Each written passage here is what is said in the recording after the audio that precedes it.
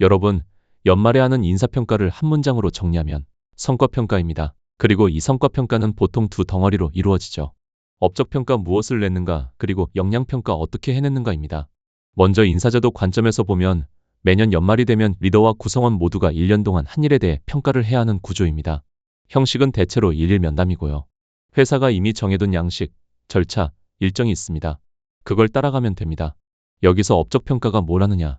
여러분이 작년 연말이나 올해 초에 리더와 올해 이 과제를 하자, 목표는 이 정도로 하자 하고 합의했던 성과 목표 있죠? 연말 평가는 그 목표 대비 실적이 얼마나 나왔는지를 계산하는 겁니다. 그리고 계산도 감으로 하는 게 아니라 처음에 합의했던 측정 방법 KPI, 산출식 기준대로 평가값을 산출하고 또 처음에 합의했던 평가 척도 등급 기준, 점수에서 기준대로 의미를 해석하는 겁니다. 여러분, 중요한 포인트가 하나 있습니다. 평가의 기준은 일이 시작되기 전에 이미 만들어졌고 1년 내내 성과 점검을 통해 계속 적용되어 왔습니다. 그래서 연말 성과평가는 새로운 방식이 아니라 우리가 1년 동안 써왔던 기준을 마지막에 정리하는 절차에 가깝습니다. 역량평가도 크게 다르지 않습니다. 역량평가란 회사가 정한 기준에 따라 전략과제를 해결하는 과정에서 구성원이 어떤 역량을 보여줬는지를 보는 겁니다. 만약 연중에 정기적으로 성과 점검을 했다면 그 과정에서 이런 일들이 이미 있었을 거예요. 이 부분은 강점이네요. 이 부분은 보완이 필요하겠어요. 다음 점검 전까지 이렇게 개선해 봅시다. 즉, 능력과 역량을 개발할 기회를 그때그때 제공했어야 하고 구성원은 노력했어야 하고 리더는 지원했어야 합니다. 연말 역량평가는 결국 그 1년 동안의 노력과 지원이 반영된 결과일 뿐입니다. 그리고 연말 성과평가 면담은 단순히 평가만 하는 자리가 아닙니다. 사실상 성과 코칭 과정입니다. 여러분, 지나간 과거는 되돌릴 수 없습니다. 연말 면담은 이미 발생한 활동의 결과를 평가하는 자리입니다. 그래서 아쉽다에 머물면 아무 도움이 안 됩니다. 중요한 건 앞으로입니다. 그래서 면담에서 진짜로 던져야 하는 질문은 이거죠.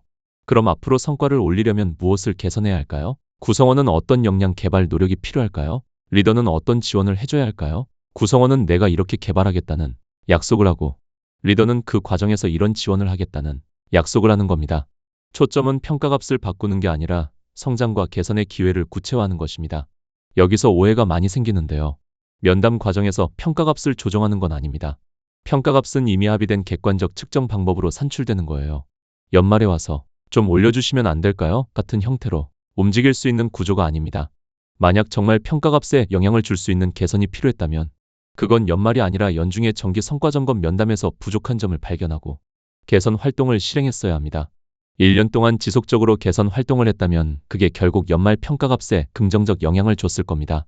반대로 연중에 그런 노력이 없었다면 연말에 나온 평가값은 갑자기 생긴 결과가 아니라 그 1년의 누적 결과로 수용될 수밖에 없습니다.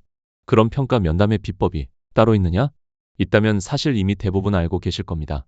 많은 회사가 비슷한 구조와 기준을 쓰니까요. 다만 진짜 문제는 이겁니다. 기준이 있어도 그 기준대로 운영하지 않으면 공정해질 수가 없습니다. 예를 들어 성과 목표 배분이 균등하고 정의롭게 되지 않았다. 목표값 목표 수준을 정할 때 합의가 부족했다. 측정 방법이 애매하거나 사후에 바뀌었다. 평가 척도가 명확하지 않았다. 목표 달성을 위한 전략 계획이 처음부터 제대로 합의되지 않았다. 이런 것들이 쌓이면 연말에 아무리 공정하게 평가를 해도 그 자체가 공정한 평가의 장애 요인이 됩니다. 그리고 또 하나, 연중에 정기 성과 점검 면담과 피드백이 없었다면 연말에 업적평가 역량평가를 할 때 구성원 입장에서 이걸 이제 와서라는 부정적 반응이 나올 가능성이 커집니다. 그래서 공정한 평가의 출발점은 연말 면담 스킬이 아니라 업무 목표 설정 단계에서의 합의입니다. 성과 목표 배분, 목표값, 측정 방법을 객관적이고 명확하게 합의하는 것, 이게 핵심입니다.